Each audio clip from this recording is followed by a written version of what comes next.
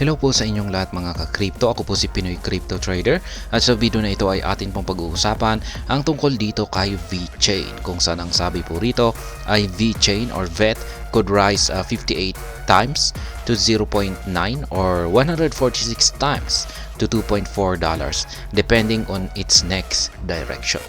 Kaya yan, meron pong isang analyst dito ang naglabas ng kanyang technical analysis dito kay VeChain. At ayon po sa kanya, ay posible daw pong umangat itong si VeChain ng 58 times or 146 times.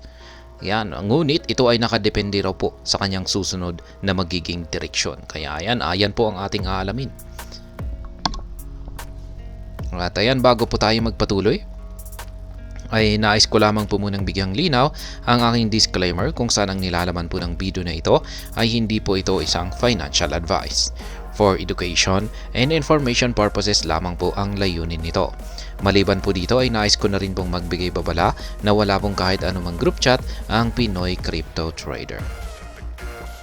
At ayan, seasoned market analyst Egrag expects VeChain to either rally 58 times from its cycle low to 0.9 or 146 times to $2.4 depending on the token's next direction from here. Kaya ayan, yung naglabas po ng kanyang prediction dito kay VeChain na makakaranas ito ng mataas na paglago ay walang iba kundi si Ginoong Egrag. Ayan. At ngunit yung kanyang rally na ito or pag-angat sa presyo ay nakadepende raw po ito sa magiging direksyon nito ngayon. Kaya yan po ang ating aalamin. Amid this impressive resilience, Egrag expects VET to embark on an explosive rally in the coming bull run. However, the analyst believes the crypto asset has two possible trajectories to follow. The path VeChain is likely to take would depend on the direction its price takes from the current position. Kaya yan po ulit. Malakas ang paniniwala ni Ginoong Egrag na si VET ay ito ay maglalakbay patungo sa isang pagsabog na pag-angat sa kanyang presyo ngayong paparating na bull run. Kaya yan. At ayon pa rito ay meron siyang dalawang nakikita na posibleng mga trajectories nito na yan, dalawang presyong posible po niyang akyatin. Yeah, ito po yung actual na tweet ni Ginoong Egrag. Sabi niya rito ay VET either 50 times or 140 times.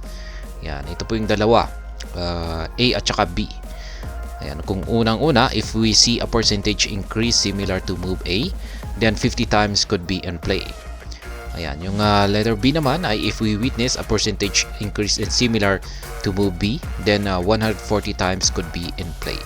And mas maipapaliwanag po ito sa kanyang chart dito. Ayan, meron po tayong move A dito. Ayan, hindi po, ayan, ay subukan po nating buksan. Ayan, para mas maipakita natin kasi bitin po rito. Ayan, hintayin lamang po natin na mag-load kasi medyo mabagal po ang connection natin ngayon.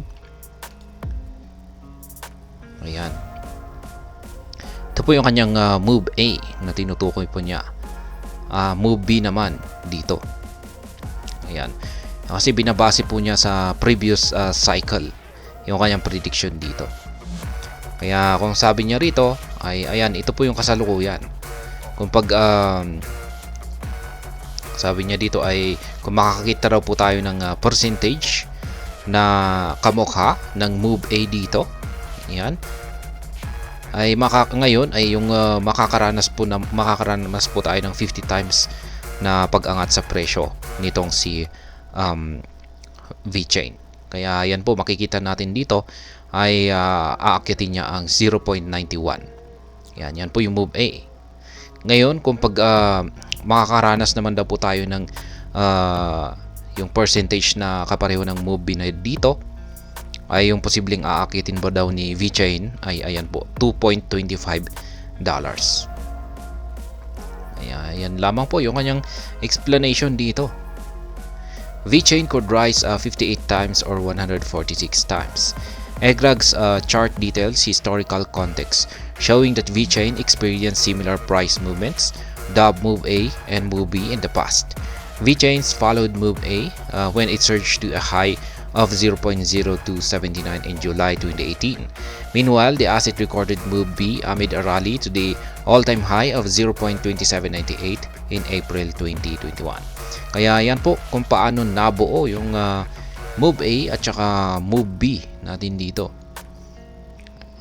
Kaya yan, according to EGRAG, if VET's current movement mirrors move A, the token will surge 0.9151, marking a 5,836% or 58 times rise from the cycle low of 0.0154. Kaya yan po ulit.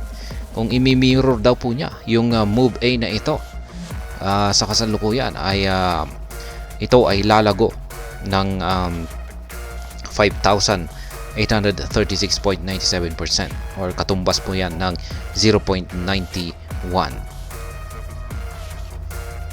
However, if VeChain follows move B, it could surge higher to a 2.4128 price, representing a 14,628% or 146 times increase from this cycle low. Kaya yan naman po.